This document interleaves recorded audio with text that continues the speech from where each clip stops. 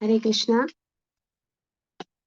രാധനീലമാധവ് സത്സംഗത്തിലെ എല്ലാ ഭക്തന്മാർക്കും ഡെയിലിയുള്ള ചൈതന്യ ചരിതാമൃത ക്ലാസ്സിലേക്ക് സ്വാഗതം. ചൈതന്യ ചരിതാമൃതത്തിന്റെ ആദി ലീല 10ാമത്തെ അധ്യായം അവസാന ഭാഗമാണ് നമ്മൾ ഇന്ന് കാണാൻ പോകുന്നത്. ആ ചാപ്റ്ററിന്റെ ഇമ്പോർട്ടൻസ് അല്ലെങ്കിൽ അതിന്റെ ഡിസ്ക്രിപ്ഷൻ നിങ്ങൾക്ക് ഓൾറെഡി മനസ്സിലായിട്ടുണ്ടാവും. അത് എന്താണ് ചൈതന്യ ട്രീ, അതായത് ചൈതന്യ മഹാപ്രഭുവിന്റെ ശ്രീകൃഷ്ണ ചൈതന്യ മഹാപ്രഭു സ്വയം ഭഗവാൻ കൃഷ്ണൻ ഭക്ത അവതാരം എടുത്ത് രാധാഭാവത്തോടു കൂടി എങ്ങനെയാണ് സങ്കീർത്തന പ്രസ്ഥാനത്തെ അല്ലെങ്കിൽ സങ്കീർത്തനം അല്ലെങ്കിൽ കൃഷ്ണപ്രേമത്തെ എങ്ങനെയാണ് എല്ലാവർക്കും വിതരണം ചെയ്യാൻ വേണ്ടിയിട്ട് ശ്രമിക്കുന്നത്. അദ്ദേഹത്തെ ഒരു വലിയ മരത്തോട് ഉപമിക്കുന്നു. ആ മരത്തിന്റെ ട്രങ്ക് എന്ന് പറയുന്നത് ചൈതന്യ മഹാപ്രഭു തന്നെയാണ്. അദ്ദേഹം തന്നെയാണ് അതിന്റെ സൂക്ഷിപ്പുകാരനും. അതിന്റെ മധുരമൂറുന്ന ഫലങ്ങൾ എന്ന് പറയുന്നത് കൃഷ്ണപ്രേമമാണ്. അപ്പോ ചൈതന്യ മഹാപ്രഭുവിന്റെ കൂടെ അവതരിച്ചിരിക്കുന്ന പലരും വന്നിട്ട് ഈ ഒരു മരത്തിന്റെ വിവിധ ഭാഗങ്ങളായിട്ടാണ് അറിയപ്പെടുന്നത്. അപ്പൊ അങ്ങനെ ഈ ചാപ്റ്ററിൽ 1ാമത്തെ ശ്ലോകം മുതൽ 154ാമത്തെ ശ്ലോകം വരെ ഒരുപാട് ഭക്തന്മാരെ കുറിച്ച്, മെയിൻലി അവരെ 3ആയിട്ട് തിരിച്ചു. നമുക്കറിയാം, ഇപ്പൊ അവസാനം നമ്മൾ പറയുന്നത് കാശി, വാരണാസി ആ ഭാഗത്തുള്ള ഭക്തന്മാരെ കുറിച്ചാണ്. അപ്പോ ഈ ഭാഗത്തുള്ള ഭക്തന്മാർ, വാരണാസി എന്ന ആ ഒരു ഭാഗത്തുള്ള ഭക്തന്മാരിൽ 3 പേരാണ് വളരെയധികം പേരുകേട്ട ഭക്തന്മാരായിട്ടുള്ളത്. ഒന്ന് ചന്ദ്രശേഖര എന്ന് പറയുന്ന ഒരു വൈദ്യൻ അദ്ദേഹത്തിനുണ്ടായിരുന്നു. പിന്നെ തപൻ മിശ്ര എന്ന് പറയുന്ന ഒരു ഭക്തനുണ്ടായിരുന്നു. അദ്ദേഹത്തിന്റെ മകനായ രഘുനാഥ ഭട്ടാചാര്യ. അപ്പോ ഈ 3 ഭക്തന്മാരെ കുറിച്ചാണ് ഇതിന്റെ അവസാന ഭാഗത്ത് പറയുന്നത്. ഈ ഒരു 10 ശ്ലോകങ്ങളോടുകൂടി നമ്മൾ ചൈതന്യ ചരിതാമൃതത്തിന്റെ ആദി ലീലയിലെ 10ാമത്തെ ചാപ്റ്റർ അവസാനിപ്പിക്കും. ഇവിടെ നമ്മൾ രഘുനാഥ ഭട്ടയുടെ ഗ്ലോറീസിനെ കുറിച്ച് ആണ് ഒന്ന് സംക്ഷിപ്തമായിട്ട് ഇന്ന് കാണാൻ പോകുന്നത്. അപ്പോൾ നമുക്ക് ക്ലാസ് തുടങ്ങുന്നതിന് മുമ്പ് ചെറിയൊരു കീർത്തനം ചെയ്യാം. ജയ രാധ മാധവ കുഞ്ച ബിഹാരി ഗോപി ജനവല്ലഭ ഗിരിവരധാരി. ജയ രാധ മാധവ കുഞ്ച ബിഹാരി ഗോപി ജനവല്ലഭ ഗിരിവരധാരി. യശോദാനന്ദന വ്രജ ജനരഞ്ജന യശോദാനന്ദന വ്രജ ജനരഞ്ജന. യമുനാ തീര വനചാരി യമുനാ തീര വനചാരി. ജയ രാധ മാധവ കുഞ്ച ബിഹാരി ഗോപി ജനവല്ലഭ ഗിരിവരധാരി. ജയ രാധ മാധവ കുഞ്ച ബിഹാരി ഗോപി ജനവല്ലഭ ഗിരിവരധാരി. ഹരേ കൃഷ്ണ കൃഷ്ണ കൃഷ്ണ ഹരേ ഹരേ, ഹരേ രാമ രാമ രാമ ഹരേ ഹരേ. ജയ കൃഷ്ണ ബലരാം ജയ കൃഷ്ണ ബലരാം, കൃഷ്ണ ബലരാം ജയ കൃഷ്ണ ബലരാം. ജയ ഗോരനിതായ് ജയ ഗോരനിതായ്, ഗോരനിതായ് ജയ ഗോരനിതായ്. ജയ ജയ പ്രഭുപാദ് പ്രഭുപാദ് ജയ ജയ പ്രഭുപാദ്. ജയ ജയ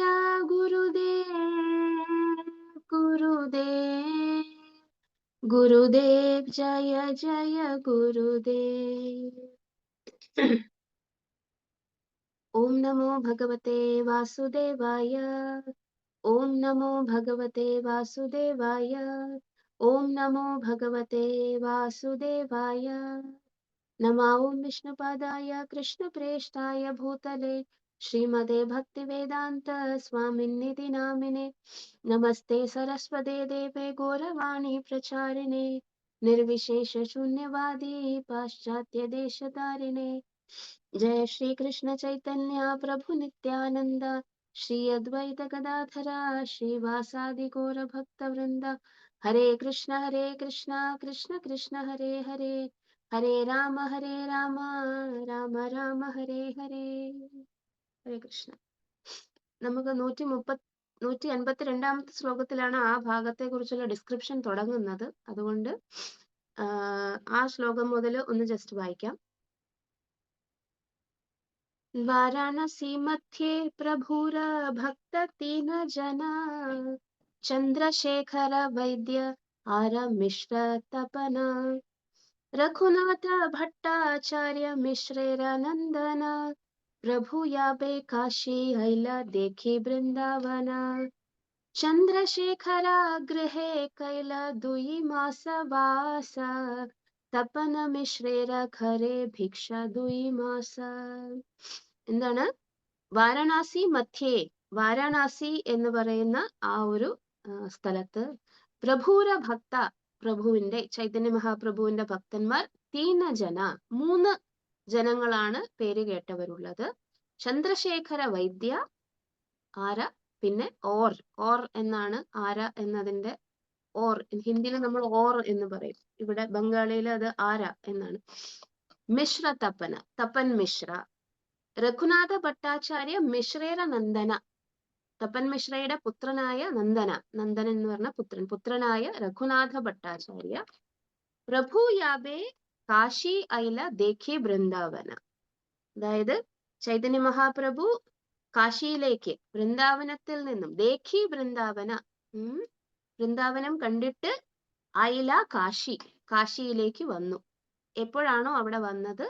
ചന്ദ്രശേഖര ഗൃഹേ കൈല ദ്വി മാസ വാസ, 2 മാസം ചന്ദ്രശേഖര വൈദ്യരുടെ വീട്ടിൽ അദ്ദേഹം 2 മാസം താമസിച്ചു. തപന മിശ്രേര ഘരേ ഭിക്ഷ ദ്വി മാസ, 2 മാസം ആ താമസിച്ചിരിക്കുന്ന സമയത്ത് അദ്ദേഹം ഭക്ഷണം കഴിച്ചത് തപന മിശ്രയുടെ ഗൃഹത്തിൽ നിന്നുമാണ്. അപ്പൊ ഈ 3 ഡിവോട്ടീസിനെ കുറിച്ചാണ് നിങ്ങൾ ലാസ്റ്റ് കേട്ടത്. Prominent devotees at Varanasi were the physician Chandrasekhara, Tapan Mishra and Raghunath Bhattacharya. Tapan Mishra's son, when Lord Chaitanya came to Varanasi after seeing Vrindavana for 2 months, he lived at the residence of Chandrasekhara Vaidya and accepted prasadam at the house of Tapan Mishra. Tapan Mishra എന്താണ്, ചെറുപ്പകാലത്താണ് ചൈതന്യ മഹാപ്രഭുവിനെ കാണുന്നത്. നിമായി പണ്ഡിറ്റ് എന്ന ചൈതന്യ മഹാപ്രഭു തന്റെ ആ ചൈതന്യ എന്ന പേര് സ്വീകരിച്ച് ഈശ്വരപുരിയിൽ നിന്നും ദീക്ഷ സ്വീകരിക്കുന്നതിന് മുമ്പ് തന്നെയാണ് അദ്ദേഹം തപൻ മിശ്ര വന്നിട്ട് ആരെ കാണുന്നത്? ബംഗാളിലെത്തി ചൈതന്യ മഹാപ്രഭുവിനെ, അതായത് നിമായി പണ്ഡിറ്റിനെ കാണുന്നത്. അതിനൊരു കാരണമുണ്ടായിരുന്നു എന്ന് പറയുന്നു. എന്താണ് കാരണം? തപൻ മിശ്ര ഒരുപാട് പഠിച്ചിട്ടുള്ള വ്യക്തിയാണ്, ഒരുപാട് ജ്ഞാനമുണ്ടെങ്കിലും പക്ഷെ അദ്ദേഹത്തിന് ജീവിതത്തിന്റെ അർത്ഥം എന്താണ് എന്ന് കാര്യമായിട്ട് മനസ്സിലാവാത്തത് കൊണ്ട് അദ്ദേഹം ഒരിക്കൽ ഒരു സ്വപ്നം കണ്ടപ്പോൾ ആരോ അദ്ദേഹത്തോട് പറയുന്നു, എവിടെ പോകണം? ബംഗാളിൽ പോയിട്ട് നിമായി പണ്ഡിറ്റിനെ കാണണം എന്ന് പറയുന്നു. അപ്പൊ അങ്ങനെ തപൻ മിശ്ര എന്ത് ചെയ്യുന്നു? നിമായി പണ്ഡിറ്റിനെ കാണാൻ വേണ്ടി ബംഗാളിൽ എത്തുന്നു. അദ്ദേഹം നിമായി പണ്ഡിറ്റിനെ കാണുമ്പോൾ അദ്ദേഹം അങ്ങനെ സംസാരിച്ചു. അങ്ങനെ ചൈതന്യ മഹാപ്രഭു, അതായത് നിമായി പണ്ഡിറ്റ് അദ്ദേഹത്തിന് ഹരിനാമ സങ്കീർത്തനത്തിനെ കുറിച്ച് എന്ത് പറഞ്ഞു കൊടുക്കുന്നു? അതിന്റെ മഹത്വത്തെ കുറിച്ച് പറഞ്ഞു കൊടുക്കുന്നു. ചൈതന്യ മഹാപ്രഭുവിന്റെ കയ്യിൽ നിന്നും, അല്ലെങ്കിൽ നിമായി പണ്ഡിറ്റിന്റെ കയ്യിൽ നിന്നും ആ ഹരിനാമത്തെ കുറിച്ചുള്ള മഹത്വം കേട്ടപ്പോൾ അതിനെ ഹരിനാമ ഇനിഷ്യേഷൻ എന്നാണ് ഇവിടെ പറയുന്നത്. അപ്പോ അതിനുശേഷം അദ്ദേഹത്തിന് വളരെയധികം സന്തോഷമായി. ചൈതന്യ മഹാപ്രഭുവിന്റെ കൂടെ തന്നെ താമസിക്കാൻ വേണ്ടി അദ്ദേഹം എന്ത് ചെയ്തു?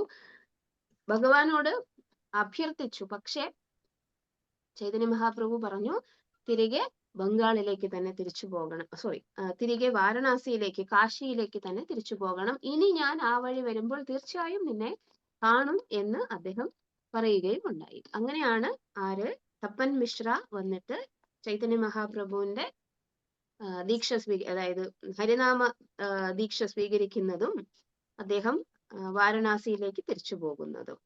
അപ്പോ നോക്കൂ ഇവിടെ, after that by the order of Lord Tapan Mishra resided in Varanasi, and when Lord Chaitanya visited Varanasi, he would accept prasadam at the home of Tapan Mishra.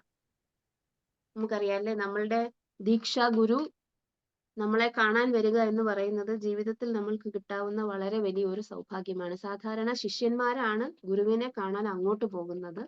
പക്ഷെ ചിലപ്പോൾ നമ്മളുടെ ഭാഗ്യം കൊണ്ട് നമ്മളുടെ സ്പിരിച്വൽ മാസ്റ്റർ ഇങ്ങോട്ട് വന്ന് നമ്മളെ കാണാറുണ്ട്.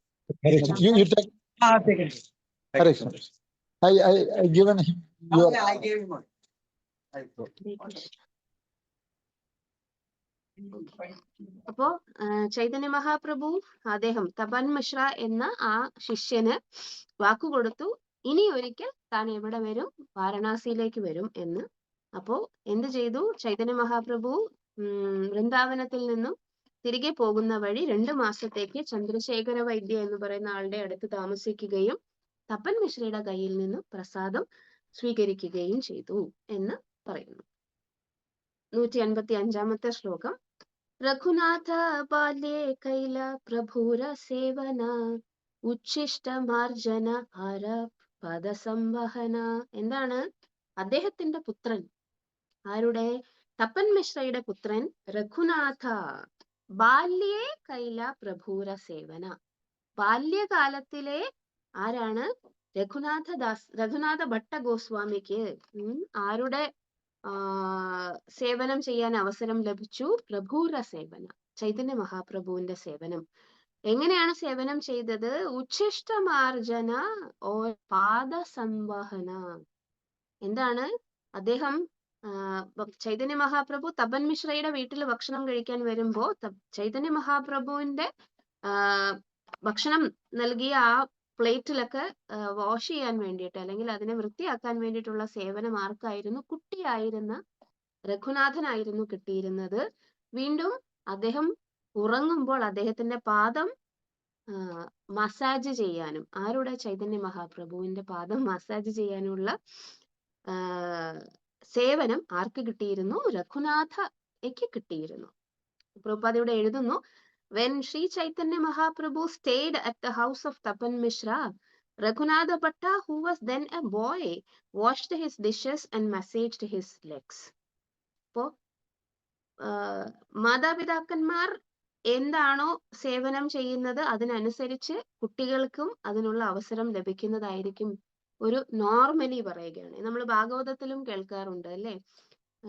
ഭാഗവതത്തിലെ 1-ാമത്തെ ക്യാൻറ്റോയില് നമ്മള് നാരദ മഹർഷിയുടെ ചെറുപ്പകാലത്തെ കുറിച്ച് പറയും. അദ്ദേഹത്തിന്റെ അമ്മ ഭക്തി വേദാന്തികൾ എന്ന് പറയുന്ന ആ വളരെ പരമമാരായിട്ടുള്ള ഭക്തന്മാരെ ചാതുർമാസ്യത്തിന്റെ സമയത്ത് സേവിച്ചിരുന്നു. അപ്പോ ഈ കുട്ടിയും നാച്ചുറലി തന്നെ എന്തായി? ആ ഭക്തി വേദാന്തികളുടെ സേവനത്തിൽ ഏർപ്പെട്ടു. ചെറുപ്പകാലം മുതലേ ഭക്തിയിൽ ഏർപ്പെടുക എന്ന് പറയുന്നത് ഒരു ജീവാത്മാവിന് കിട്ടാൻ പറ്റുന്ന ഏറ്റവും വലിയ അനുഗ്രഹമാണ്. പക്ഷെ അതിന് 2 ദൂഷ്യമുണ്ട്. അല്ലാതെ ഒരു ഗുണം എന്ന് പറഞ്ഞാൽ ചെറുപ്പം മുതലേ എക്സ്പോസ്ഡ് ആയതുകൊണ്ട്, അല്ലെങ്കിൽ ഈ ഭക്തിയിൽ വന്നിട്ട് അവർക്ക് എന്തുണ്ട്, ആ ഒരു അനുഭവം കിട്ടുന്നത് കൊണ്ട് എന്ത് ചെയ്യാനും വളർത്തിയെടുക്കാനുമുള്ള നല്ല ഒരു അവസരമാണ് എന്ന് പറയാം. മാതാപിതാക്കൾ അല്ലെങ്കിൽ അവരുടെ രക്ഷാകർത്താക്കൾ ആ കുട്ടികളെ അങ്ങനെ വളർത്തിയാൽ. പക്ഷെ വേറെ ഒരു കാര്യമുണ്ട്. എന്താണ്? ഫെമിലിയാരിറ്റി ബ്രീഡ്സ് കണ്ടംപ്റ്റ് എന്ന് പറയുന്ന ഒരു കാര്യം. അതായത്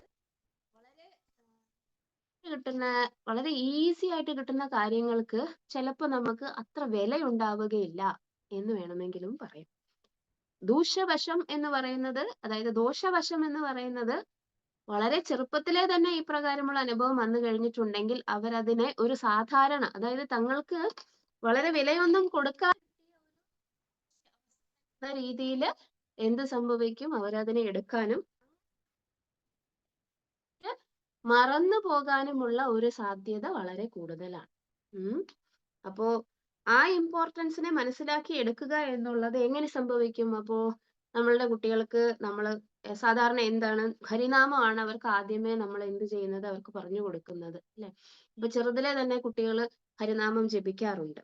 ഹരിനാമം ജപിച്ച് കുറച്ചു നാൾ കഴിയുമ്പോൾ അവര് എന്ത് ചെയ്യും, അവർ കുറച്ച് പ്രായം കഴിഞ്ഞ് കഴിയുമ്പോഴേക്കും ചിലപ്പോ ഭൗതികമായിട്ടുള്ള കൂട്ടുകെട്ടിലും സ്കൂളിലൊക്കെ പോകാൻ അവര് നമ്മള്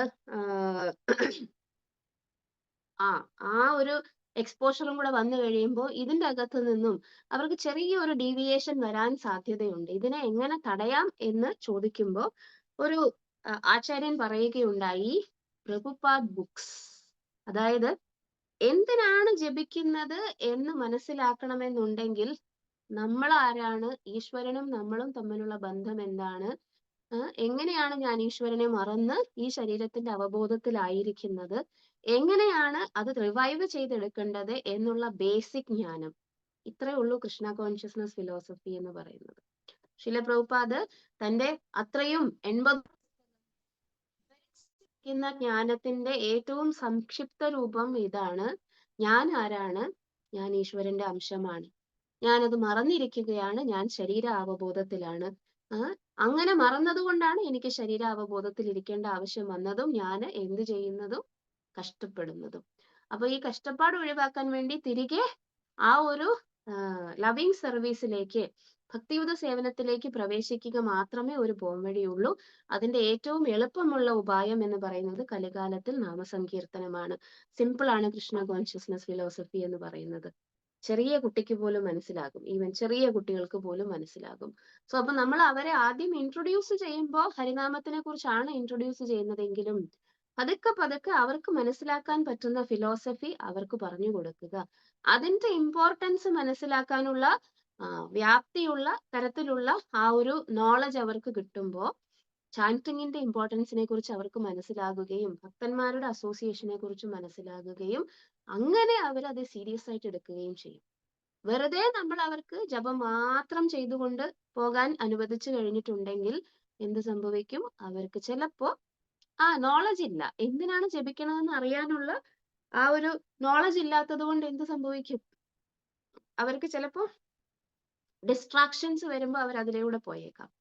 പലപ്പോഴും ഭക്തന്മാരുടെ കുട്ടികള് കൃഷ്ണാവബോധത്തിൽ വന്നിട്ട് ഒരുപാട് വർഷം നിന്നിട്ടും കൂടി അവർക്ക് അതിൽ നിന്നും വിട്ടുപോകാനുള്ള സാധ്യതയും ഉണ്ടാകാറുണ്ട്.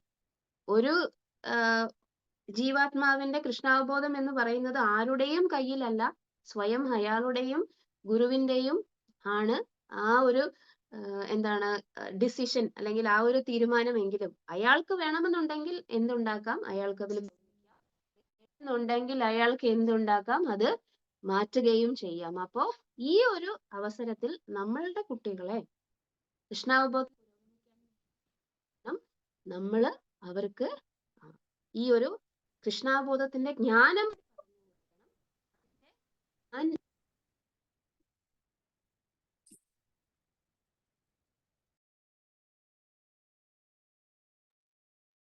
ഹരേ കൃഷ്ണ പ്രഭു, ഇടയ്ക്ക് ഒരു ക്ലാസ് ഒരു കോൾ വന്നു, അതുകൊണ്ട് സോറി. അപ്പോ ഇതാണ് നമ്മൾ പറഞ്ഞുകൊണ്ടിരിക്കുന്നത്. അപ്പൊ രഘുനാഥ ഭട്ട എന്ന് പറയുന്ന നമ്മുടെ തപൻ മിശ്ര, തപൻ മിശ്ര യഥാർത്ഥത്തിൽ ആരായിരുന്നു, ചൈതന്യ മഹാപ്രഭുവിന്റെ ഇനിഷ്യേറ്റഡ് ഡിസൈപ്പിൾ ആയിരുന്നു അത്രേ. ഹരിനാമ ദീക്ഷ കൊടുത്തിരുന്നു അദ്ദേഹത്തിന് ചൈതന്യ മഹാപ്രഭു. അപ്പൊ തപൻ മിശ്രയുടെ പുത്രനും എന്ത് സംഭവിച്ചു, ആ സമയത്ത് അദ്ദേഹം തന്റെ സ്പിരിച്വൽ മാസ്റ്ററിനെ സർവീസ് ചെയ്യുമ്പോൾ രഘുനാഥ ഭട്ടയ്ക്കും അതേപോലെ തന്നെ ചൈതന്യ മഹാപ്രഭുവിനെ ഡയറക്ട്ലി സർവീസ് ചെയ്യാനുള്ള അനുഗ്രഹം കിട്ടിയിരുന്നു. അപ്പൊ അദ്ദേഹത്തിന്റെ ജീവിതത്തിൽ അത് എന്താണ് മാറ്റങ്ങൾ വരുത്തിയത്, 156 ബഡാ ഹൈലേ നീലാചലേ ഗേല പ്രഭുരസ്ഥാനേ അഷ്ടമാസ രഹില ഭിക്ഷ ദേനാക്കോ നദിനെ. രഘുനാഥ കുഞ്ഞായിരുന്നപ്പോഴാണ്, അതായത് ചെറിയ കുട്ടി ആയിരുന്നപ്പോഴാണ് ഈ തരത്തിലുള്ള സേവനങ്ങൾ ചെയ്തിരുന്നത്. അപ്പൊ വലുതായി കഴിഞ്ഞപ്പോ എന്ത് സംഭവിച്ചു, അദ്ദേഹം ചൈതന്യ മഹാപ്രഭുവിനെ കാണാൻ വേണ്ടി ജഗന്നാഥപുരിയിലെത്തി. അവിടെ അദ്ദേഹത്തോടൊപ്പം 8 മാസം. അപ്പൊ അവിടെ വെച്ചും അദ്ദേഹം എന്ത് ചെയ്തു, ഈ ഭഗവാന് പ്രസാദം സമർപ്പിച്ചിരുന്നു. അതായത് ചൈതന്യ മഹാപ്രഭുവിനെ കുക്ക് ചെയ്ത് കൊടുക്കുക എന്നുള്ള സേവനം ആര് ചെയ്തിരുന്നു, രഘുനാഥ ഭട്ട ചെയ്തിരുന്നു. അപ്പോഴേക്കും അദ്ദേഹത്തിന് 28 വയസ്സ് ഏകദേശം ആയിരുന്നു, യുവാവായിരുന്നു അദ്ദേഹം. ഇനി ചൈതന്യ മഹാപ്രഭു എന്ത് പറഞ്ഞു അദ്ദേഹത്തോട്, 157 ശ്ലോകം. പ്രഭുര ആജ്ഞാപാന വൃന്ദാവനെ രേ ഐല ആശിയ ശ്രീ രൂപ ഗോശാനീര നികട്ടെ രഹീല. എന്താണ് പ്രഭുര ആജ്ഞ? ചൈതന്യ മഹാപ്രഭുവിന്റെ ആജ്ഞ എന്തായിരുന്നു? വൃന്ദാവനരെ ഐല, വൃന്ദാവനത്തിൽ ചെല്ലൂ. ആശിയ ശ്രീ രൂപ ഗോശാനീര നിക്കട്ടെ. ആരുടെ നിക്കട്ടെ? നിക്കട്ടെ എന്ന് പറഞ്ഞാൽ അടുത്ത്. നിക്കട്ടെ രഹീല, നിക്കട്ടെ അല്ലെങ്കിൽ അടുത്ത് വസിക്കുക. ആരുടെ അടുത്ത് വസിക്കുക? രൂപ ഗോസ്വാമിയുടെ അടുത്ത് വസിക്കുക. അപ്പോ എന്താണ് പ്രഭുവിന്റെ ആജ്ഞ എന്തായിരുന്നു? ചൈതന്യ മഹാപ്രഭുവിന്റെ കൂടെ അദ്ദേഹം ജഗന്നാഥ്പുരിയിലായിരുന്നു 8 മാസം. പക്ഷെ അദ്ദേഹം പറഞ്ഞു, ചൈതന്യ മഹാപ്രഭു ആരോട് പറഞ്ഞു? രഘുനാഥ ഭട്ട ഗോസ്വാമിയോട് പറഞ്ഞു, അങ്ങ് എവിടെ പോകണം? വൃന്ദാവനത്തിൽ പോകണം. അവിടെ ചെന്നിട്ട് രൂപ ഗോസ്വാമിയുടെ അടുത്ത് വസിക്കണം എന്ന് പറഞ്ഞു. അപ്പോ അങ്ങനെ അദ്ദേഹം രൂപ ഗോസ്വാമിയുടെ അടുത്തേക്ക് പോകുന്നതാണ് അടുത്ത ശ്ലോകത്തിൽ കാണുന്നത്. 158.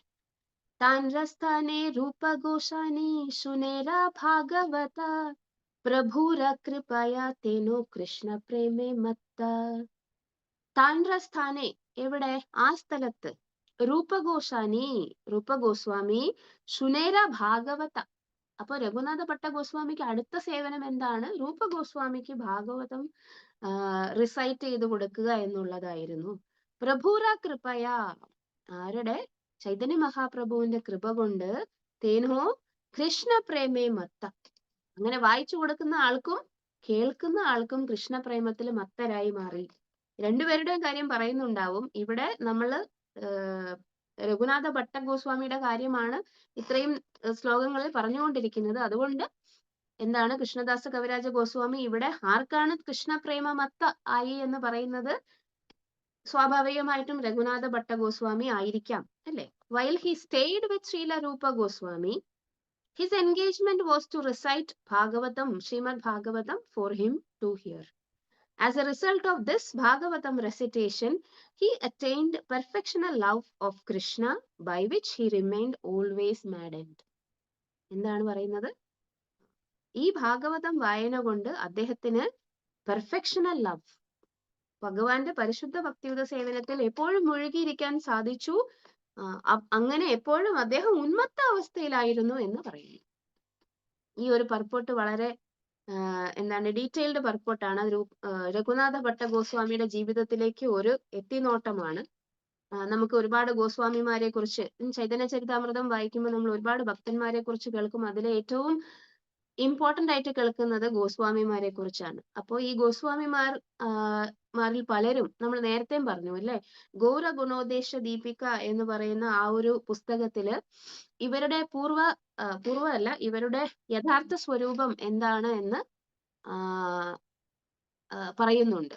അപ്പോ നമ്മൾ നേരത്തെ ആരാണ് രൂപ ഗോസ്വാമി, ആരാണ് സനാതന ഗോസ്വാമി, ഇതൊക്കെ നമ്മൾ കേട്ടു. ഇപ്പോ രഘുനാഥ ഭട്ട ഗോസ്വാമിയെ കുറിച്ച് ഗൗര ഗുണോദേശ ദീപികയില് പറയുന്ന കാര്യങ്ങളാണ് ഇവിടെ എഴുതിയിരിക്കുന്നത്. അതായത് ശീല പ്രഭുപാദ് അതാണ് തന്റെ വിവർത്തനത്തിൽ ഉപയോഗിച്ചിരിക്കുന്നത്.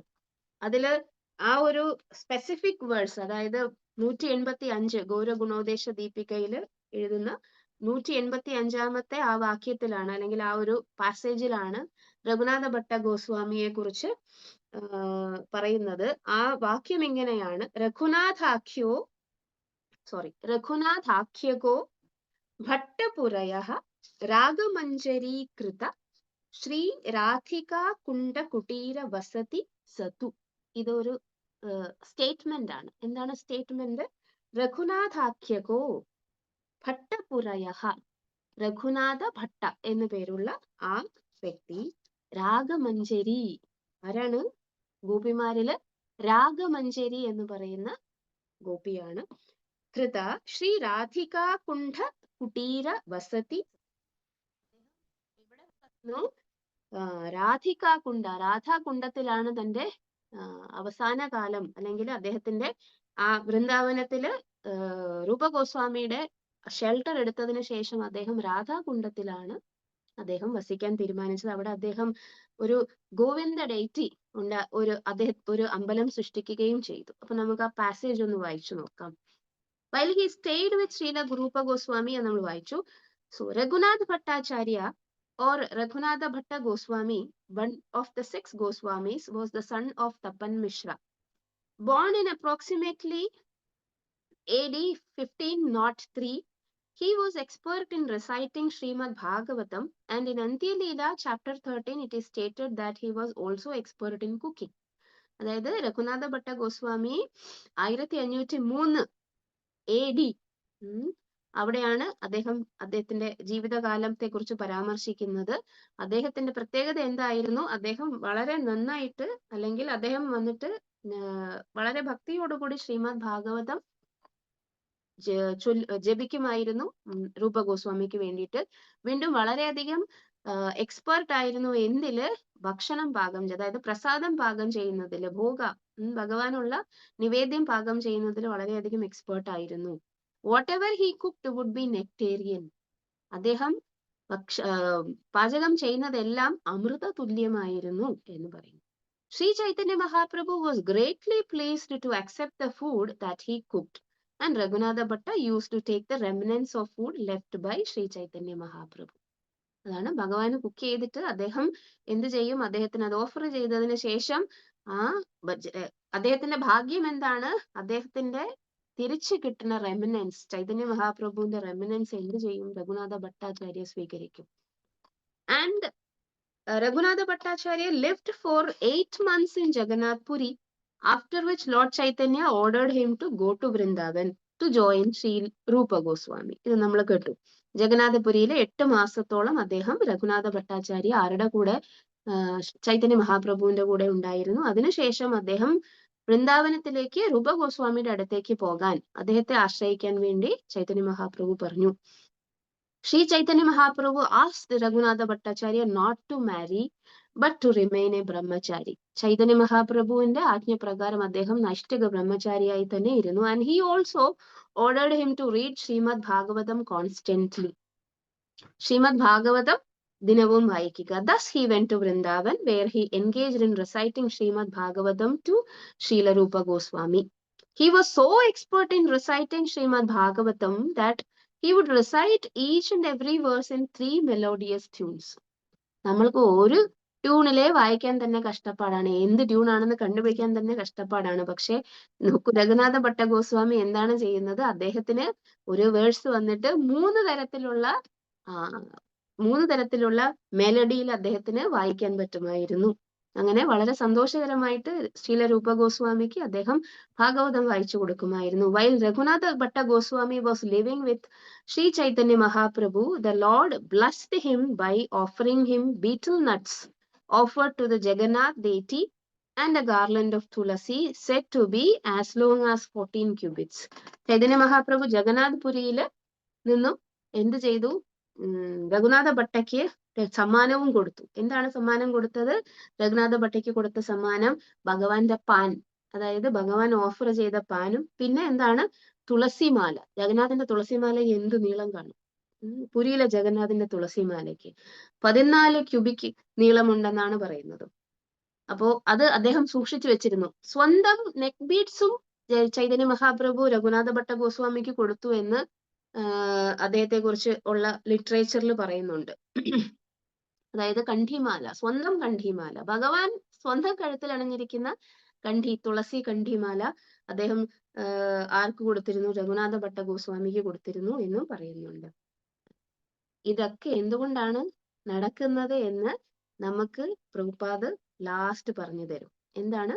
Under Raghunath Bhatta Goswami's order, one of his disciples constructed the Govinda temple, and Raghunath Bhatta Goswami supplied all the ornaments of the Govinda deity. ഇത് അദ്ദേഹത്തെ കുറിച്ചുള്ള വിവരം. ഇനി നമ്മൾക്ക് വേണ്ടിയിട്ട് എന്താണ് പ്രഭുപാദ് പറയുന്നത്? He never talked of nonsense or worldly matters, but always engaged in hearing about Krishna 24 hours a day. എങ്ങനെയാണ് ഇത്രയും കൃപ അദ്ദേഹത്തിന് കിട്ടിയത്? സാധാരണക്കാർക്കൊന്നും ഇത്തരം കൃപ കിട്ടൂല. കാരണം എന്താണ്? നമ്മൾ ഭൗതിക കാര്യങ്ങളെ കുറിച്ച് ചിന്തിച്ചും പ്രവർത്തിച്ചും കൊണ്ടിരുന്നു കഴിഞ്ഞിട്ടുണ്ടെങ്കിൽ നമുക്ക് അത്തരം കാര്യങ്ങളിലെ താല്പര്യം തോന്നുകയുള്ളൂ. അതുകൊണ്ട് തന്നെ അത്തരം കാര്യങ്ങളെ നമുക്ക് വന്നു ചേരുകയുമുള്ളൂ. പക്ഷേ രഘുനാഥ ഭട്ട ഗോസ്വാമി അദ്ദേഹം വന്നിട്ട് ഈ കാര്യങ്ങളിൽ ഒന്നും താല്പര്യമുള്ള വ്യക്തിയെ ആയിരുന്നില്ല. ഒരു നോൺസെൻസും അദ്ദേഹത്തിന് ഇഷ്ടമല്ല.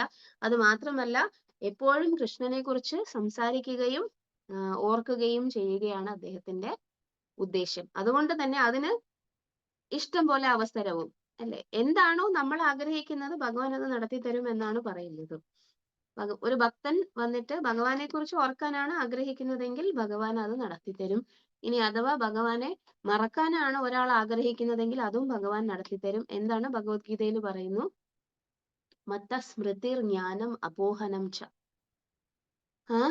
സ്മൃതിയും ജ്ഞാനവും അപോഹനവും ഒക്കെ ആരാണ്? ശ്രീകൃഷ്ണ ഭഗവാൻ തന്നെയാണ് തരുന്നത്. അപ്പൊ ഭഗവാനെ കുറിച്ച് ഓർക്കണമെന്ന് ആഗ്രഹം ഉണ്ടെങ്കിൽ ആരോട് സിൻസിയർലി നമ്മൾ പ്രാർത്ഥിക്കണം? ഭഗവാനോട് തന്നെ പ്രാർത്ഥിക്കണം. എനിക്ക് സ്മരണ ഉണ്ടാവണം എന്ന്, അങ്ങയെക്കുറിച്ച് സ്മരണ ഉണ്ടാവണം എന്ന് ഭഗവാനോട് തന്നെ പ്രാർത്ഥിച്ചാൽ മതിയാകും. അപ്പോൾ അദ്ദേഹം അതിനുള്ള സമയം ഉണ്ടാക്കി തരും. പലരും പറയും നമ്മൾക്ക് സമയമില്ല സമയമില്ല സമയമില്ല എന്ന്. പക്ഷെ ഞാൻ ഒരു ക്ലാസ്സിൽ കേട്ടിട്ടുണ്ട്, കാലത്തിന്റെ നിയന്താവെന്ന് പറയുന്നത് സ്വയം ഭഗവാനാണ്. അപ്പൊ ഒരു ഭക്തൻ എപ്പോൾ അദ്ദേഹത്തെ നിരന്തരം ആഗ്രഹിക്കുന്നുവോ, അല്ലെങ്കിൽ അദ്ദേഹത്തെ കുറിച്ച് സ്മരിക്കാൻ ആഗ്രഹിക്കുന്നുവോ, കാലം എന്ന് പറയുന്നത് ആ ഭക്തന് വേണ്ടിയിട്ട് സ്പെഷ്യലി എന്ത് ചെയ്യപ്പെടും? അത് എന്താണ്, മോൾഡ് ചെയ്യപ്പെടും. അങ്ങനെ അതിനെ തയ്യാറാക്കപ്പെടും എന്ന് പറഞ്ഞിട്ടുണ്ട്. ഒരു ലെക്ചറിലും ഈവൻ ഭാഗവതത്തിലും വന്നിട്ട് നമ്മൾ കേൾക്കുന്നതാണ്. ഇനി അടുത്ത ക്വാളിറ്റി എന്തായിരുന്നു? അത് നമ്മളെ കൊണ്ട് ഒരിക്കലും പറ്റുന്ന ക്വാളിറ്റിയുമല്ല. He never care to hear blasphemy of a Vaishnava. വൈഷ്ണവരെ കുറിച്ച് ബ്ലാസ്ഫേമി അല്ലെങ്കിൽ അപരാധം പറയുന്നത് കേൾക്കാൻ പോലും വന്നിട്ട് അദ്ദേഹത്തിന് താല്പര്യം ഉണ്ടായിരുന്നില്ല. ഇനി even when there were points to be criticized, he used to say that since all the Vaishnavas were engaged in the service of the Lord, he did not mind their faults. ഭഗവാന്റെ സേവനത്തില് നമ്മൾ നിരന്തരം ഇരിക്കുമ്പോ നമ്മളുടെ കൂടെ ഒരുപാട് പേരുണ്ടാവും, അല്ലെ? പലതരം ഭക്തന്മാരുണ്ടാകും. പക്വതയുള്ള ഭക്തന്മാരും പക്വത ഇല്ലാത്ത ഭക്തന്മാരും, പഠിക്കുന്ന ഭക്തന്മാരും, ഒരുപാട് വിജ്ഞാനമുള്ള ഭക്തന്മാരും ഒക്കെ ഉണ്ടാവും. കാരണം സേവനം എന്ന് പറയുന്നത് ഒറ്റക്കെട്ടായിട്ടാണ് ചെയ്യുന്നത് എല്ലാവരും കൂടി. പക്ഷെ പ്രത്യേകത എന്താണ്? ആ സേവനം ചെയ്യുമ്പോൾ പലരുടെയും കുറ്റങ്ങളും കുറവുകളും നമ്മൾക്ക് കാണാൻ സാധിക്കും. അത് രഘുനാഥ ഭട്ട ഗോസ്വാമിയെ പോലുള്ള ഒരാളാണെങ്കിൽ അദ്ദേഹം അത് മൈൻഡ് ചെയ്യുകയില്ല. കാരണം ഭഗവാന്റെ സേവനത്തിന് വേണ്ടി വിനിയോഗിക്കുന്ന സമയമാണ്. അതുകൊണ്ട് തന്നെ എന്ത് കുറ്റങ്ങളും കുറവുകളും ഉണ്ടെങ്കിലും അത് സാധാരണ നോർമലി തന്നെ അത് എന്തായിക്കോളും, പ്യൂരിഫൈഡ് ആയിക്കോളും എന്ന് പാകത വന്ന ഭക്തന്മാർക്ക് അറിയാം. അതുകൊണ്ട് ആ കുറ്റങ്ങളും കുറവുകളും ഒന്നും ആരും ശ്രദ്ധിക്കുകയില്ല. പക്ഷെ അതായത് ഈ എന്താണ്, കുറ്റങ്ങളും കുറവുകളും കണ്ടുപിടിക്കുന്ന ഒരു ടെൻഡൻസി എന്ന് പറയുന്നത് പക്വതയില്ലാത്ത ഒരു പെരുമാറ്റമാണ്. ഇവൻ രാമായണത്തില് എന്താണ്, ഹനുമാന്റെ യാത്ര, സമുദ്രത്തിന് മേലെയുള്ള ഹനുമാന്റെ യാത്രയെ കുറിച്ച് പറയുമ്പോൾ അവിടെ ഒരു പ്രത്യേക ഒരു പേരുണ്ട്, സിംഹിക എന്ന് പറയുന്ന ഒരു പേര്.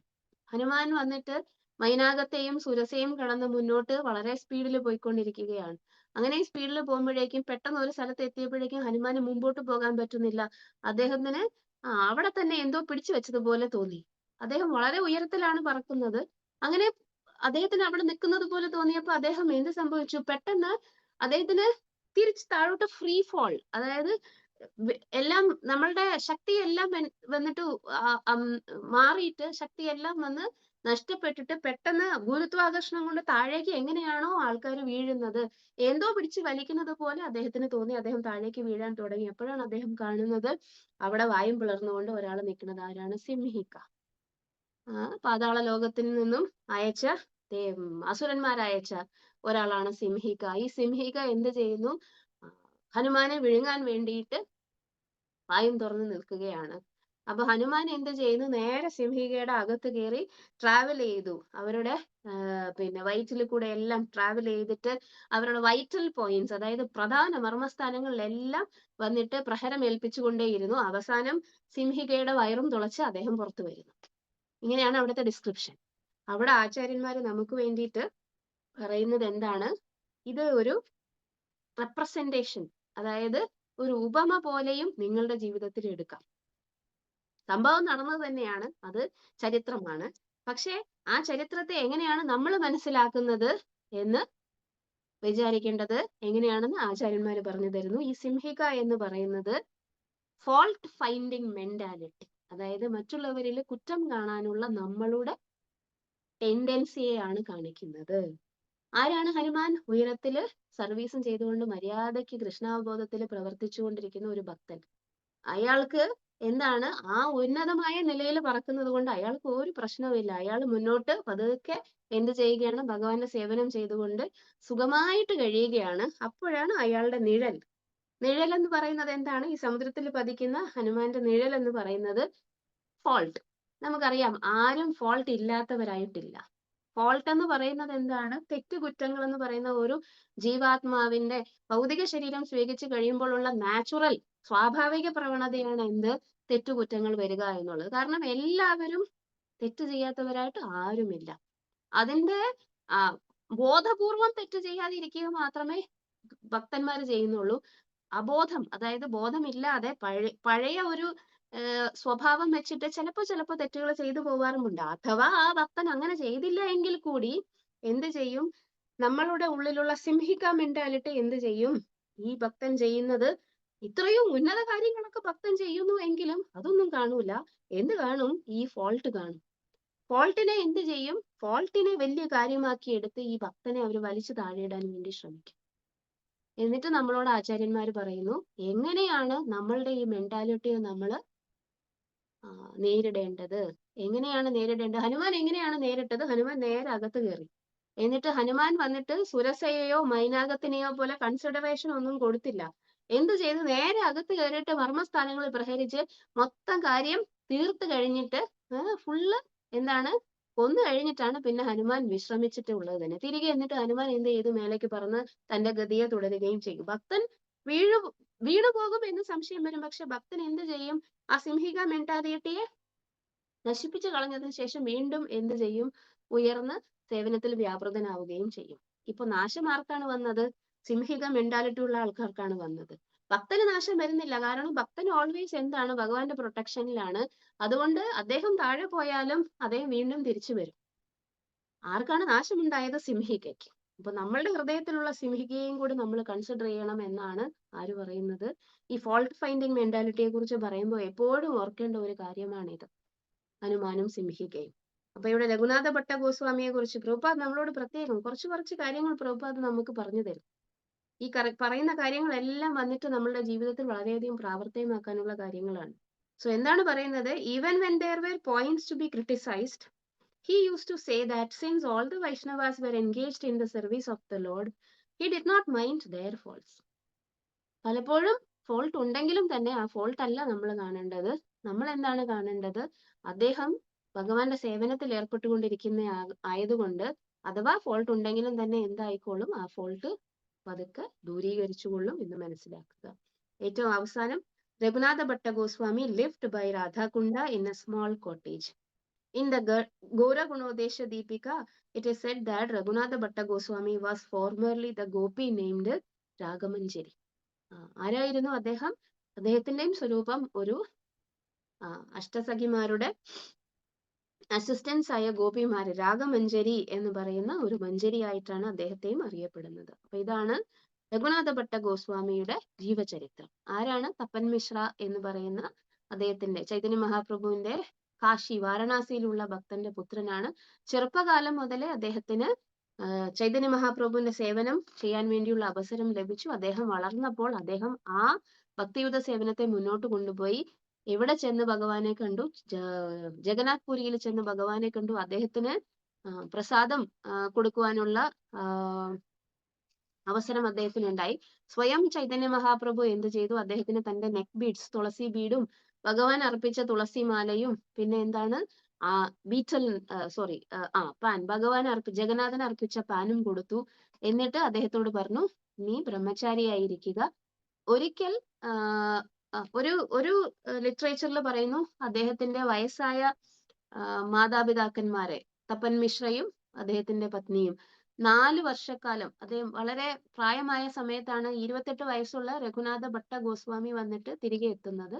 ഈ 4 വർഷക്കാലം തപൻ മിശ്രയും സ്വന്തം പിതാവിനെയും മാതാവിനെയും അവര് ഈ രഘുനാഥ ഭട്ട ഗോസ്വാമി സേവനം ചെയ്തു. അതിനുശേഷമാണ് അദ്ദേഹം എവിടേക്ക് പോയത്? വൃന്ദാവനത്തിലെ രാധാകുണ്ടത്തിന്റെ അവിടെ ഒരു ചെറിയ കുടീരത്തില് എന്ത് ചെയ്യുന്നു? വസിക്കുന്നു. അവിടെ ഒരു ഗോവിന്ദ എന്ന് പറയുന്ന ഒരു ഡേറ്റി, വൃന്ദാവനത്തിൽ അദ്ദേഹം വന്നിട്ട് സ്ഥാപിച്ചു, രാധ ഗോവിന്ദ. അപ്പൊ ആ ഗോവിന്ദ ഡേറ്റിയാണ് ആരുടെ നിരീക്ഷണത്തില് രാഗമഞ്ജരി എന്ന്, അതായത് രഘുനാഥ ഭട്ട ഗോസ്വാമിയുടെ നിരീക്ഷണത്തിൽ ഉണ്ടായിരുന്നത് എന്ന് പറയും. ഇപ്പൊ രഘുനാഥ ഭട്ട ഗോസ്വാമിയെ കുറിച്ചുള്ള ഇത് അവസാനിക്കുമ്പോ ആ ഒരു 159 മുതലുള്ള ശ്ലോകങ്ങൾ വന്നിട്ട് ഈ ചാപ്റ്ററിന്റെ സംക്ഷിപ്തമാണ്. ഏമത സംഖ്യാതീത ചൈതന്യ ഭക്തഗണ ദിനമാത്ര ലിഖി സമ്യക് നായായ കഥന. എന്താണ് ഈ പ്രകാരം സംഖ്യാതീത ചൈതന്യ ഭക്തഗണ. എന്താണ് സംഖ്യാതീത? എണ്ണാൻ പറ്റാത്ത തരത്തിലുള്ള ചൈതന്യ ഭക്തഗണ, ഒരുപാട് പേരുണ്ട് ചൈതന്യ മഹാപ്രഭുവിന്റെ ഭക്തന്മാരായിട്ട്. ദിനമാത്ര ലിഖി, എന്താണ് ചെറിയ ഒരു പാർട്ട് മാത്രമേ ഞാനിവിടെ എഴുതിയിട്ടുള്ളൂ, ഈ ഇത്രയും ശ്ലോകങ്ങളിൽ എഴുതിയിട്ടുള്ളൂ. സമ്യക് നായായ കഥന, മുഴുവൻ വർണ്ണിക്കാൻ വേണ്ടിയിട്ട് എന്നെ കൊണ്ട് പറ്റുകയില്ല. ആര് പറയുന്നു? കൃഷ്ണദാസ കവിരാജ ഗോസ്വാമി പറയുന്നു. I list in this way only a portion of the innumerable devotees of Lord Chaitanya. To describe them all fully is not possible. ഇനിയോ ഏക ഏക ശാഖാത്തെ ലാഗേ കോട്ടി കോട്ടി ഡാല, താര ശിഷ്യ ഉപശിഷ്യ താര ഉപദാല. എന്താണ് പിന്നെ പറയുന്നത്? ഏക ഏക ശാഖായിത്തെ, ഓരോ ശാഖയിൽ നിന്നും ലാഗേ കോട്ടി കോട്ടി ഡാല, വീണ്ടും ഒരുപാട് കോടിക്കണക്കിന് വീണ്ടും ചെറിയ ചെറിയ ചെറിയ ചെറിയ ചെറിയ ബ്രാഞ്ചസ് ഉണ്ട്. താര ശിഷ്യ ഉപശിഷ്യ താര ഉപദാല. അതായത് ഏതെങ്കിലും ഒരു ബ്രാഞ്ചിനെ കുറിച്ച് നമ്മൾ ഇപ്പൊ രഘുനാഥ ഭട്ട ഗോസ്വാമിയെ കുറിച്ച് പറഞ്ഞു. അദ്ദേഹത്തിന്റെയും ശിഷ്യന്മാരും ഉപശിഷ്യന്മാരും ഒക്കെ വന്നിട്ട് ഒരുപാട് വലിയ വലിയ വലിയ കോടിക്കണക്കിന് ബ്രാഞ്ചസ് ആണ്. ആ ബ്രാഞ്ചിൽ വരുന്ന ഒന്നാണ് എന്ത്? നമ്മളുടെ ശ്രീല പ്രഭുപാദിന്റെ മൂവ്മെന്റ്. ആ ബ്രാഞ്ചിന്റെ തീരെ ചെറിയ അങ്ങ് അറ്റത്തെ ഏതെങ്കിലും ഒരു കണികകളായിട്ട് നമ്മളും അവിടെ കാണാൻ സാധ്യതയുണ്ട്, ഭക്തിയുത സേവനം തുടർന്ന് മുന്നോട്ട് കൊണ്ടുപോവുകയാണെങ്കിൽ. From each branch of the tree have grown hundreds and thousands of sub branches of disciples and grand disciples. ഈ പറയുന്ന ഒരു പാസേജ് എന്ന് പറയുന്നത് പ്രഭുപാദ് തന്റെ ഹൃദയത്തിൽ നിന്നും ഒരു ചെറിയ വേദനയെ നമുക്ക് തുറന്നു കാണിക്കുന്ന പാസേജ് ആണ്. എന്താണ് അദ്ദേഹം അതിനകത്ത് പറയുന്നത്? അത് മുഴുവൻ ഞാൻ വായിക്കണില്ല. എന്താണ് പറയുന്നത്? ചൈതന്യ മഹാപ്രഭു ആഗ്രഹിച്ചത് എന്താണ്? പൃഥ്വീത്തെ ആഛേ യദി നഗരാദി ഗ്രാമ സർവത്ര പ്രചാര ഹോയിബേ മോരനാമ. എന്താണ്? എവിടെയാണോ ലോകത്തിൽ എവിടെയെല്ലാം ജനങ്ങൾ വസിക്കുന്നുണ്ടോ അവിടെ എല്ലാം എന്ത് പരക്കണം? ചൈതന്യ മഹാപ്രഭു പറയുന്നു ഹരിനാമം പരക്കണം എന്ന് പറയുന്നു. അത് തന്നെയാണ് ഞാനും ചെയ്തുകൊണ്ടിരിക്കുന്നത് എന്ന് ശ്രീല പ്രഭുപാദ് ഇവിടെ പറയുന്നു. ഞാനും നല്ല so International Society for Krishna കോൺഷ്യസ്നെസ്സും അത് തന്നെയാണ് ചെയ്തുകൊണ്ടിരിക്കുന്നത്. ചൈതന്യ മഹാപ്രഭു ഇതിന്റെ മൂവ്മെന്റ് മുന്നോട്ട് കൊണ്ടുപോകാൻ വേണ്ടിയിട്ടാണ് ശ്രീല പ്രഭുപാദും തന്റെ ശിഷ്യന്മാരും ശ്രമിക്കുന്നത് എന്ന് പറയുന്നു. എന്താണ്? ആരെയും ക്രിട്ടിസൈസ് ചെയ്യണമെന്ന് എനിക്ക് ആഗ്രഹമില്ല, പ്രഭുപാദ് ഇവിടെ എഴുതുന്നു. പക്ഷേ ശരിക്കും സത്യം പറയണമല്ലോ. എന്ത് സത്യമാണ് പ്രഭുപാദ് പറയുന്നത്? അദ്ദേഹത്തിന്റെ തന്നെ എന്താണ് ഗോഡ് ബ്രദേഴ്സ് ചിലര് പറയാറുണ്ട്, മ്ലേച്ഛന്മാർക്കും മറ്റ് എന്താണ് ക്വാളിറ്റീസ് ഒന്നും ഇല്ല എന്ന് പുറമേ തോന്നുന്നവർക്കും ഒക്കെ സന്യാസം കൊടുത്തിട്ട് അവര് ഹരിനാമം പ്രചരിപ്പിക്കാൻ വേണ്ടി വിടുന്നത് ഈ സ്മാർത്തരായിട്ടുള്ള ഭക്തന്മാർക്ക് അത്രയ്ക്ക് പിടിക്കുന്നതായിരുന്നില്ല. അതായത് ഭക്തിസിദ്ധാന്ത സരസ്വതി ഠാക്കൂറിന്റെയും ഭക്തി വിനോദ് ഠാക്കൂറിന്റെയും ഒക്കെ ഉദ്ദേശം എന്താണ്? ലോകം മുഴുവൻ വന്നിട്ട് എന്ത് പരക്കുക എന്നുള്ളതാണ്, ഹരിനാമം പ്രചരിപ്പിക്കുക എന്നുള്ളതാണ്. പക്ഷേ അവരുടെ തന്നെ ചില ഭക്തന്മാർ പറയുന്നത് എന്താണ്? കടൽ കടന്നു പോവാൻ പാടില്ല, പിന്നെ ഈ മ്ലേച്ഛന്മാർക്കും മറ്റു കാര്യങ്ങൾക്കും ഒന്നും. ഈ മ്ലേച്ഛന്മാർ എന്ന് പറയുന്ന ആരാണ്? എല്ലാവരും ജന്മന ജായത്തെ ശൂദ്ര, എന്താണ് സംസ്കാരാത് ഭവേ ദ്വിജ ബ്രഹ്മജ്ഞാനാതി ഇതി ബ്രാഹ്മണ, വേദ പഠേത് ഇതി വിപ്ര ബ്രഹ്മജ്ഞാനാതി ഇതി ബ്രാഹ്മണ. ഇങ്ങനെയാണ് പ്രോസസ്. അത് ആർക്ക് വേണം, ഏത് ജീവാത്മാവിന് വേണമെങ്കിലും ഇത് സ്വീകരിക്കാം. ഇന്ത്യയിൽ ജീവിക്കുന്ന ആൾക്കാർക്ക് മാത്രമല്ല ഇതിനുള്ള എന്താണുള്ളത്, റൈറ്റ്, അവകാശമുള്ളത് എന്ന് അറിയില്ല. ഇത് സ്മാർത്ഥ ചിന്താഗതിയാണ്. ഇത് പാടില്ല, അത് പാടില്ല, നിങ്ങൾക്ക് മാത്രമേ പാടുള്ളൂ, ഞങ്ങൾക്ക് മാത്രമേ പാടുള്ളൂ, ഈ അമ്പലത്തിൽ ഞങ്ങൾക്ക് മാത്രമേ കയറാൻ പാടുള്ളൂ, വൈറ്റ് കളേർഡ് ആയിട്ടുള്ള സ്കിന്നുള്ള ആൾക്കാർക്ക് ഇതിനകത്ത് കയറാൻ പാടില്ല. ഇതൊക്കെ സ്മാർത്ഥ ചിന്താഗതിയാണ്. യഥാർത്ഥത്തിലുള്ള ഭക്തൻ എന്ത് കാണുകയില്ല? ഇതിന്റെ അകത്ത് ഭേദഭാവം കാണുകയില്ല. വിദ്യാവിനയ സമ്പന്നെ ബ്രാഹ്മണെ ഗവി ഹസ്തിനി ശുനി ചൈവ ശ്വപാകേച്ച പണ്ഡിത സമദർശിന. അപ്പൊ അതുപോലെ പ്രഭുപാദ് പറയുകയാണ്, അതുകൊണ്ട് ഞങ്ങൾക്ക് ചെറിയ ഒരു വിഷമമുണ്ട്. എന്താണ് ഇങ്ങനെയൊക്കെ പറയുന്നതിൽ ഒരു ചെറിയ നമ്മളോട് പറയുക, നമ്മൾ വായിച്ച് മനസ്സിലാക്കണം എന്താണ് പ്രഭുപാദിന്റെ വിഷമം എന്ന്. So, genuine devotees of Lord Chaitanya Mahaprabhu must take pride in the spread of Krishna consciousness movement instead of viciously criticizing its propaganda work. യഥാർത്ഥത്തിൽ ചൈതന്യ മഹാപ്രഭുവിന്റെ മൂവ്മെന്റ് മുന്നോട്ട് പോകണം എന്നാണ് ആഗ്രഹിക്കുന്നത് എങ്കിൽ എന്ത് ചെയ്യണം? ചൈതന്യ മഹാപ്രഭുവിന്റെ മൂവ്മെന്റ് മുന്നോട്ട് ലോകത്തിലെമ്പാടും പരക്കണം. ആരാണ് ചെയ്യുന്നത്? അത് ഇസ്കോൺ ചെയ്യുന്നു. അതിനെ എല്ലാവരും മാനിക്കണം എന്ന് ശ്രീല പ്രഭുപാദ് ഇവിടെ ആഗ്രഹിക്കുന്നു, നമ്മളോട് പറയുകയും ചെയ്യുന്നു. അവസാനത്തെ 2 ശ്ലോകം. സകല ഭാരിയ ആഛേ പ്രേമ ഭൂല ഫലേ ഭാഷയില ത്രിജഗത് കൃഷ്ണ പ്രേമ ജലേ. Every branch and sub branch, സകല ഭാരിയ, എല്ലാം വന്നിട്ട് നിറഞ്ഞു നിൽക്കുകയാണ്. ആഛേ, എന്തുകൊണ്ട്? പ്രേമ ഭൂല ഫലേ, പൂക്കളും പഴങ്ങളും. എന്താണ് പൂക്കളും പഴങ്ങളും? പ്രേമ, കൃഷ്ണ പ്രേമത്തിന്റെ പൂക്കളും പഴങ്ങളുമാണ്. ഭാഷയില ത്രിജഗത് കൃഷ്ണ പ്രേമ ജലേ. എന്താണ്? ഈ 3 ലോകവും വന്നിട്ട് കൃഷ്ണപ്രേമം എന്ന് പറയുന്ന ആ വലിയൊരു എന്താണ് കുത്തൊഴുക്കിൽ വന്നിട്ട് മുങ്ങിപ്പോകാനുള്ളതാണ്. അങ്ങനെയാണ് വേണ്ടത്. Every branch and sub branch of the tree is full of innumerable fruits and flowers. They inundate the world with the waters of love of Krishna. Eka eka shakhara shakti അനന്ത മഹിമ സഹസ്രവദനെ യാരദീത്തെ നാരേ സീമ. പിന്നെ ഒരു പ്രശ്നമുണ്ട്, എനിക്കിത് മുഴുവൻ പറയാൻ പറ്റുകയില്ല. കാരണം എന്താണ്? ഏക ഏക ശാഖാര ശക്തി, ഓരോ ശാഖയുടെയും ശക്തി അനന്ത മഹിമ. അതിന്റെ മഹിമ എന്ന് പറയുന്നത് അപാരമാണ്. ഈ ഓരോരോ അസോസിയേറ്റ്സും അവരുടെ അസോസിയേറ്റ്സും എത്രയാണോ ഹരിനാമം പ്രചരിപ്പിക്കുന്നത്, ആചാര്യന്മാർ എത്രയാണോ ആൾക്കാരെ ഡെലിവർ ചെയ്യുന്നത് അല്ലെങ്കിൽ ഉദ്ധാരണം ചെയ്യുന്നത്, നമുക്ക് പറഞ്ഞു പ്രതിഫലിപ്പിക്കാനേ പറ്റുകയില്ല. കൃഷ്ണദാസ കവിരാജ ഗോസ്വാമി അങ്ങനെ തന്നെ പറയുകയാണ്, സഹസ്രവദനേ യാര ദീത്തെ നാരേ സീമ. നമുക്ക് 1000 നാക്കുണ്ടെങ്കിലും സഹസ്രവദനേ യാര ദീത്തെ നാരേ സീമ, അതിന് അതിർത്തിയേ ഇല്ല. പറഞ്ഞ് ഫലിപ്പിക്കുന്നതിന് അതിർത്തിയേ ഇല്ല. Each and every branch of Sri Chaitanya Mahaprabhu's devotees has unlimited spiritual power. കാരണം അതെല്ലാം ചൈതന്യ മഹാപ്രഭുവിന്റെ സ്പിരിച്വൽ പവർ ആണ്. ചൈതന്യ മഹാപ്രഭുവിന്റെ സ്പിരിച്വൽ പവർ അൺലിമിറ്റഡ് ആണെങ്കിൽ ഈ ഡിവോട്ടീസിന്റെയും സ്പിരിച്വൽ പവർ എന്തായിരിക്കും? അൺലിമിറ്റഡ് ആയിരിക്കും. And glory. Even if one had thousands of mouths, it would be impossible to describe the limits of their activities. 1000 നാക്കുണ്ടെങ്കിലും നടക്കുകയില്ല. 163ാമത്തെ ശ്ലോകം. സംക്ഷേപേ കഹില മഹാപ്രഭുര ഭക്തഗണ സമഗ്ര ബോലിത്തെ നാരേ സഹസ്രവദന. സംക്ഷേപേ കഹില. ഇത്രയും നേരം ഞാൻ പറഞ്ഞത് ചൈതന്യ മഹാപ്രഭുവിന്റെ ഭക്തന്മാരെ കുറിച്ച് സംക്ഷേപത്തിലാണ്. സമഗ്ര ബോലിത്തെ നാരേ സഹസ്രവദന. ശേഷനാഗം, 1000 നാവുള്ള അനന്തൻ എന്ന് നമ്മൾ പറയൂല്ലേ, അത്രയും നാക്കുള്ള അനന്തന് പോലും ഇത് വിവരിക്കാൻ പറ്റുകയില്ല. I have briefly described the devotees of Lord Chaitanya Mahaprabhu in different places. Even Lord Shesha, who has thousands of mouths, could not list them all. അവസാനത്തെ ശ്ലോകം. ശ്രീരൂപ രഘുനാഥ പദേയാരാശ ചൈതന്യ ചരിതാമൃത കഹേ കൃഷ്ണദാസ. കൃഷ്ണദാസ കവിരാജ ഗോസ്വാമി പ്രണമിക്കുന്നു രൂപ Raghunatha പാദേ. Praying at the lotus feet of Sri Rupa and Sri Raghunatha, always desiring their mercy, I Krishnadasa narrate Sri Chaitanya Charitamrita following in their footsteps. ഇവിടെ ചൈതന്യ ട്രീയുടെ ആ description 164 ശ്ലോകങ്ങളില് Krishnadas കവിരാജ Goswami നമുക്ക് പറഞ്ഞു തന്നിരിക്കുകയാണ്. ഇത് മുഴുവൻ ഓർത്തിരിക്കുക എന്നുള്ളത് നമ്മളുടെ കയ്യിലിരിക്കുന്ന കാര്യമല്ല. കാരണം മന്ദ സുമന്ദ മതയ മന്ദഭാഗ്യ ഹി ഉപദ്രുത, ഇതാണ് കലികാലത്തിൽ നമുക്കുള്ളത്. ഈ ചെവികൾ കേട്ട് ഈ ചെവി കൂടെ ഇറക്കി കളയാൻ മാത്രമേ നമുക്ക് അറിയുള്ളൂ.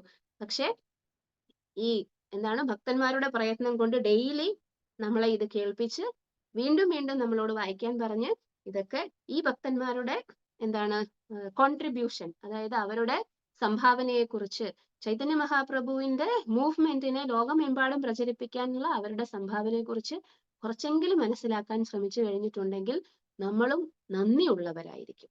ഓരോരോ ഭക്തന്മാർക്കും അവരവരുടെ ജീവിതത്തിൽ എന്താണോ കിട്ടിയിരിക്കുന്നത്, ഇത് ആരുടെ സംഭാവനയാണ്, ഈ പ്രിഡസസർ ആചാര്യ, അതായത് നമ്മുടെ മുന്നേ ഉള്ള ആചാര്യന്മാരുടെ സംഭാവനയാണ്. ആ നന്ദി ഉണ്ടെങ്കിൽ എന്ത് ചെയ്യും? ഈ മൂവ്മെന്റിനോട്, ചൈതന്യ മഹാപ്രഭുവിന്റെ, ശീല പ്രഭുപാദരുടെ ഈ മൂവ്മെന്റിനോട് നമ്മൾ കടപ്പെട്ടവരാണെങ്കിൽ നമ്മളും ഈ കടം വീട്ടാൻ വേണ്ടി ശ്രമിക്കുന്നത് എങ്ങനെയാണ്? ഇത് വീണ്ടും പ്രചരിപ്പിച്ചുകൊണ്ടാണ്. അതായത് ഒരു രത്നത്തിനെ സൂക്ഷിച്ചു വെക്കുന്നത് പൊതിഞ്ഞാണ് എങ്കിലും ജ്ഞാനം എന്ന രത്നത്തിനെ സൂക്ഷിച്ചു വെക്കുന്നത് പൊതിഞ്ഞല്ല, അതിനെ തുറന്നു വെച്ച് എല്ലാവർക്കും പറഞ്ഞു കൊടുക്കുക എന്നുള്ളതാണ്. അപ്പോ ചൈതന്യ ചരിതാമൃതത്തിന്റെ 10ാമത്തെ അധ്യായം ഇവിടെ സമാപിക്കുകയാണ്. Thus end the Bhaktivedanta purports to Sri Chaitanya Charitamrita Adilila, 10th chapter, in the matter of the main trunk of the Chaitanya tree, its branches and its sub-branches. അപ്പൊ അടുത്ത ആഴ്ച മുതൽ നിങ്ങൾ നിത്യാനന്ദ മഹാപ്രഭുവിന്റെ അദ്ദേഹത്തിന്റെ ഭക്തന്മാരെ കുറിച്ച് കേൾക്കും. ഹരേ കൃഷ്ണ. Thank you.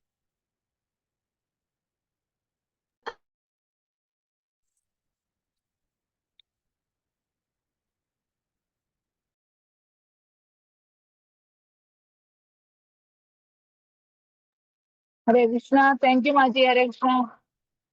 ഹരേ കൃഷ്ണ മാതാജി. സമയം പോയില്ലേ? കുഴപ്പമില്ല മാജി, കുഴപ്പമില്ല. സമയം പോയത് അറിഞ്ഞതേ ഇല്ല. Thank you Mataji. ഹരേ കൃഷ്ണ. നല്ല ക്ലാസ് ആയിരുന്നു. Thank you. ആദ്യമായിട്ടാണ് വായിക്കുന്നത്. ഇത് ആദ്യമായിട്ടാണ് ചൈതന്യ ചരിതാമൃതത്തെ കുറിച്ച് ഒരു ക്ലാസ് എടുക്കുന്നത് തന്നെ. മീൻസ് ഈ ഒരു ഭാഗത്തെ കുറിച്ച് വായിച്ചിട്ടുണ്ട്, പക്ഷെ എന്നാലും അതൊരു കൺസിസ്റ്റന്റ് വായനയല്ലായിരുന്നു. ആശമാതാജിയുടെയും കഥാമൃത പ്രഭുവിന്റെ കൂടെ അനുഗ്രഹം കൊണ്ട് ഞങ്ങൾക്ക് ഇത് ഇപ്പോഴെങ്കിലും വായിക്കാൻ പറ്റുന്നു രണ്ടാമത് ഒന്നും കൂടി. Thank you Prabhu. Thank you Mataji. Harisha Mataji, വളരെ നല്ല ക്ലാസ് മാതാജി. ആകാംക്ഷയോടെ കാത്തിരിക്കുന്നു അടുത്ത സാറ്റർഡേക്ക് വേണ്ടി. ഹരീഷ്ണ മാതാജി, കഴിഞ്ഞ ദിവസം മാതാജി പറഞ്ഞിരുന്നു ജീവഗോസ്വാമിയുടെ ആ ഒരു ഭാഗം കഥ അറിയാമെങ്കിൽ അടുത്ത പ്രാവശ്യം ഒന്ന് പറഞ്ഞേങ്ങൾ. അത് ഹരീഷ മാതാജി നിർത്തിയ ഭാഗത്തുനിന്ന് ഞാൻ തുടങ്ങുന്നുള്ളൂ. അതാ എഴുതി വാങ്ങിച്ചു, എഴുതിയത് തിരിച്ചു വാങ്ങിച്ചു ജീവഗോസ്വാമി ആ പണ്ഡിതനോട്. എന്നിട്ട് അതുകൊണ്ട് രൂപഗോസ്വാമിയുടെ അടുത്ത് വരുമ്പോ രൂപഗോസ്വാമി അതിനെ തെറ്റാണ്, നീ ഒട്ടും സഹിഷ്ണുതയുള്ള ആളല്ല, ക്ഷമയില്ല, അങ്ങനെ ആയാൽ കൊള്ളില്ല എന്നൊക്കെ പറഞ്ഞിട്ട് വൃന്ദാവനം വിട്ടു പോണം എന്ന് പറഞ്ഞു വിടും ജീവഗോസ്വാമി. അപ്പോ ഗുരുവിന്റെ ആ ആജ്ഞ അനുസരിക്കണമല്ലോ. അപ്പൊ അതുകൊണ്ട് സങ്കടത്തോടെ വൃന്ദാവനത്തിന് അടുത്തുള്ള ഒരു ഗ്രാമത്തില് ഭയഗാവ് എന്നാണ്, അവിടെ പോയി താമസിക്കും. അവിടെ ഒരു ഈ മുതലകളൊക്കെ ആ ഒരു മടയുടെ അകത്താണ് അവിടെ കഴിച്ചു വിടുന്നത്. അവിടെ രാത്രി മുഴുവനും കരഞ്ഞ്, അതായത് ഗുരുവിനെ അത്രയും അനുപമയുടെ അനിയന്റെ മകനാണല്ലോ, അല്പം വാത്സല്യവും ഡിസൈപ്പിളാണ്, അതോടൊപ്പം സ്നേഹവും വാത്സല്യവും ഒക്കെ ഒരുപാട് കിട്ടിയാണ്. ജീവ ചെറുതുമാണ്. അപ്പൊ അങ്ങനെയായിരുന്നു. അവിടെ ചെന്നപ്പം അതിലിരുന്ന് മുഴുവൻ സമയം കരഞ്ഞും ഗുരുവിനെ വിട്ടുപോകുന്ന സങ്കടവും, പിന്നെ അവിടെ ഇരുന്ന് രാധാകൃഷ്ണ ഭജിച്ചോണ്ട് അവിടെ ഇരിക്കും. ക്രമേണ ജീവഗോസ്വാമി ആഹാരം കഴിക്കില്ല, വെള്ളം കുടിക്കില്ല, ഉറക്കമില്ല, അങ്ങനെ അവിടെ കഴിച്ചുകൊണ്ടിരിക്കും. കുറച്ചു ദിവസം കഴിഞ്ഞു കഴിയുമ്പോ സനാതന ഗോസ്വാമി ഇങ്ങനെ ഈ വൃന്ദാവനം ചുറ്റിക്കറങ്ങുന്നതിനിടയ്ക്ക് ഈ ഗ്രാമം അവിടെ ചെല്ലും, അവിടെ വിസിറ്റ് ചെയ്യും. അവിടെ ചെല്ലുമ്പോ അവിടുത്തെ വില്ലേജിലെ ആൾക്കാര് പറയും, ബാബ അങ്ങയാണ് ഞങ്ങൾ ഏറ്റവും വലിയ ഭജനാനന്ദി ആയിട്ട് കണ്ടിരിക്കുന്നത്, പക്ഷെ അങ്ങേക്കാൾ വലിയൊരു ഭജനാനന്ദി ഇവിടെ വന്നിട്ടുണ്ട്. ഒരു ചെറിയ കുട്ടിയാണ്, അദ്ദേഹം ഇവിടെ ഇങ്ങനെ ഒരു ഗുഹയിലാണ് താമസിക്കണേ. രാത്രി മുഴുവൻ കരഞ്ഞോണ്ടിരിക്കും, ഉറങ്ങാതെ ഇങ്ങനെ രാധാകൃഷ്ണ എന്നൊക്കെ പറഞ്ഞ് ഭജിച്ചോണ്ടിരിക്കും, ഒന്നും കഴിക്കില്ല, ഉറങ്ങില്ല, അങ്ങനെയൊക്കെ ഉണ്ട് എന്ന് പറയും. അപ്പൊ സനാതന ഗോസ്വാമിക്ക് മനസ്സിലാവും അത് ജീവിയാണെന്ന് മനസ്സിലാവും. വേഗം ചെന്ന് ജീവഗോസ്വാമിയെ അവരെ കണ്ട് റീയൂണിയനിൽ രണ്ടുപേരും കെട്ടിപ്പിടിച്ച് ഒരു ആനന്ദാശ്രമൊക്കെ പൊഴിച്ച് അവസാനം സനാതന ഗോസ്വാമി വിളിച്ചോണ്ട് വന്നിട്ട് കൊണ്ടുവരുന്ന അവിടെ വരെ കൊണ്ടുവന്നിട്ട് രൂപഗോസ്വാമിയോട് പറയും, ഇത് ജീവയോട് ചെയ്തത് ഒരു വൈഷ്ണവന്റെ ഏറ്റവും വലിയ ഡ്യൂട്ടി എന്ന് പറയുന്നത് കമ്പാഷനേറ്റ്, അനുകമ്പ കാണിക്കുക എന്നുള്ളതാണ്. അപ്പോ അതിനു പകരം നീ ഒരു ചെറിയ ശിഷ്യനെ അതിനെ ശിക്ഷിച്ചു. അത് മാത്രമല്ല, ജീവഗോസ്വാമി എന്ന് പറഞ്ഞാൽ ഒരുപാട് ഗുണങ്ങളുള്ള അത്രയും ഒരു നല്ല ഒരു ഡിസൈപ്പിൾ ആണ്. അങ്ങനെയുള്ള ഒരു ഡിസൈപ്പിളിനെ ശിക്ഷിക്കുകയും ചെയ്തു, നാട് കടത്തുകയും ചെയ്തു. അത് വലിയൊരു തെറ്റാണ്. ആ തെറ്റ് തിരുത്തണമെന്ന് ഐ ആം ഓർഡറിങ് യു എന്ന് പറയണേ, ഞാൻ നിന്നോട് അങ്ങനെ ആജ്ഞാപിക്കുകയാണെന്ന് പറയും. എന്നിട്ട് അങ്ങനെ പറഞ്ഞു കഴിഞ്ഞപ്പോഴത്തേക്കും രൂപഗോസ്വാമിക്ക് വിഷമാവും. വേഗം ജീവയെ വിളിച്ചുകൊണ്ട് വന്ന് രൂപഗോസ്വാമിയുടെ മടിയിൽ ഇരുത്തി കൊടുക്കും. പിന്നെ ഗുരുവും ശിഷ്യനും കെട്ടിപ്പിടിച്ച് കണ്ണീരൊക്കെ വാർത്ത് അവസാനം അപ്പോഴേക്കും ഈ ആഹാരമൊന്നും ഇല്ലാതെ ജീവ ഒരുപാട് ക്ഷീണിച്ച് അങ്ങ് അവശനായിരുന്നു, തൊലി ഇത് മാത്രമായിട്ട്. അത് കഴിഞ്ഞ് രൂപഗോസ്വാമി അടുത്ത മധുരയിൽ നിന്ന് വൈദ്യന്മാരെയൊക്കെ കൊണ്ടുവന്ന് ചികിത്സിച്ച് എല്ലാം വീണ്ടും ഓജസ്സും തേജസ്സും ഒക്കെ വീണ്ടെടുത്ത് വീണ്ടും ജീവഗോസ്വാമിയെ അദ്ദേഹത്തിന്റെ രൂപഗോസ്വാമിയുടെ സേവനത്തിൽ വീണ്ടും ഏർപ്പെടുത്തും. അങ്ങനെയാണ് അതിന്റെ ഒരു ബാക്കി. ഹരേ കൃഷ്ണ. ഹരേ കൃഷ്ണ.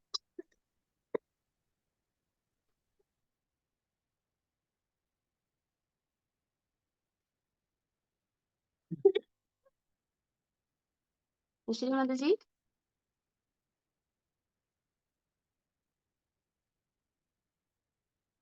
ഹരേ കൃഷ്ണ. അതിന്റെ ചെയ്യാം മാതാജി.